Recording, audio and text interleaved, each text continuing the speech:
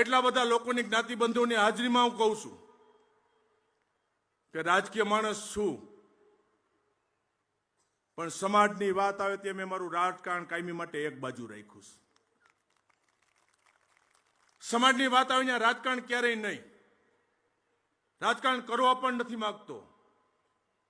એટલે કીધું કે રાજકીય માણસ છે, એમાં તો જ્યારે ઈચ્છા પડે ત્યારે જ્યાં મજા આવે ત્યારે જે સમયે રાજકારણ કરી શકી. સમાજમાં રાજકારણ કર્યું નથી, કરવા માંગતા નથી, અને કોઈ કરતા હોય એને પણ મેં કીધું છે કે ભાઈ સમાજની વાત આવે ત્યાં રાજનીતિથી એક બાજુ રહ્યો, બાકી રાજનીતિનો સમય હોય ને છેલ્લે રાજકીય માણસો છે તેથી અમારો ભરી પીવાનો સમય આવે તેથી ભરી પીવાની તૈયારી હોય જ મારી કાયમી માટે. કે સમાજના વ્યક્તિ આગળ જતા હોય તો એને સહકાર આપજો. સમાજની અંદર તમે જે જગ્યાઓથી અલગ અલગ જગ્યાથી આવ્યો, સમાજની અંદર કોઈ વ્યક્તિ આગળ જતો હોય તો મારી સમાજને વિનંતી છે કે એને સહકાર આપજો.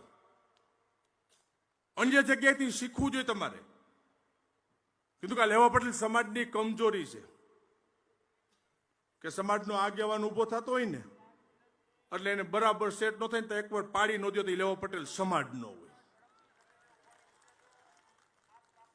શબ્દો કરો તમે કે આવડા મોટા સમાજને સરદાર વલ્લભભાઈ પટેલ પછી આજે બીજો સરદાર આટલા વર્ષોમાં આ સમાજને નથી મળ્યો, અને આવી રીતે પાડી દેવાનું ચાલુ રાખશો તો 6 મહિને સમાજમાં નેતા ન થતા જે મજબૂત વાળો હોય, તાકાત વાળો, એને સમાજના આગેવાન તરીકે સ્વીકારજો.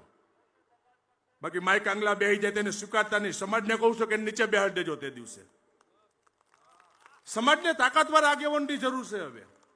બાકી આ સમૂહ લગ્ન થવાના દાતાશ્રીઓ કીધું કે કુદરતને પ્રાર્થના કરું છું છે નથી, અનેક ગણવા દાતાઓને આપજે, સારા કામ માટે વપરાઈશ. સમાજની અંદર કાંઈ ઘટતું નથી, પણ સમય હવે એવો આવ્યો છે સમાજે એક રહેવું પડશે ને. હું દર સમાજના કાર્યક્રમમાં કહું છું સમાજની કમનસીબી છે કે 2024માં એટલા વર્ષો પછી સમાજને સંગઠિત રહેવા માટે હાકલ કરવી પડે ને, એ આવડા મોટા સમાજની કમનસીબી છે. સાકાને સમાજની વાત આવે સમાજ એક ન થાય. સમાજની અનેક એવી મુશ્કેલી છે, એમાં સમાજે બહાર નીકળવું પડશે.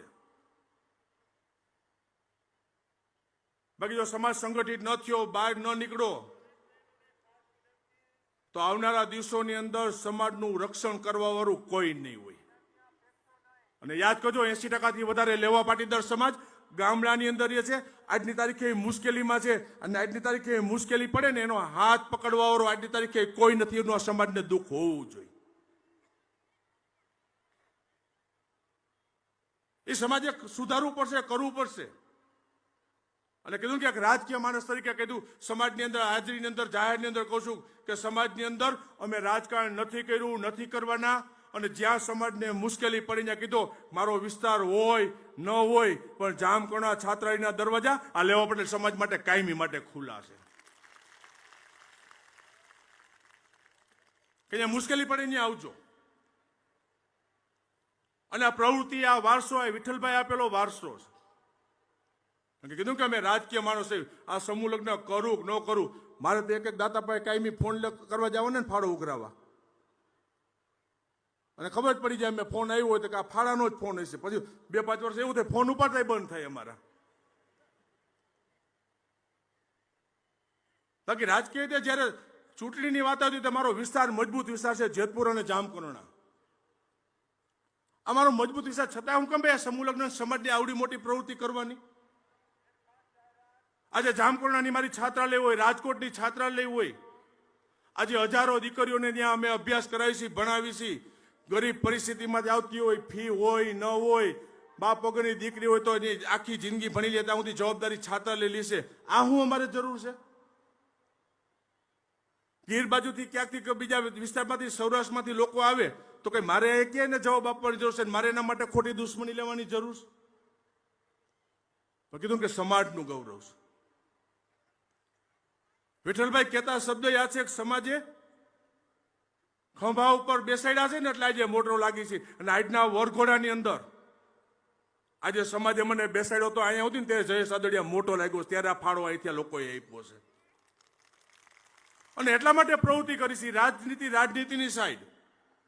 અને કીધું કે સમાજની વાત આવે ત્યારે જ્યાં સુધી આ કાંડાની અંદર તાકાત છે ને ત્યાં સુધી પીછેહટ નથી કરી, નથી કરવાના. કારણ કે વિઠ્ઠલભાઈના વારસ તરીકેનું આ કાંડું છે. આ કાંડા નબળા નહીં હોય અહીંયા ક્યારેય.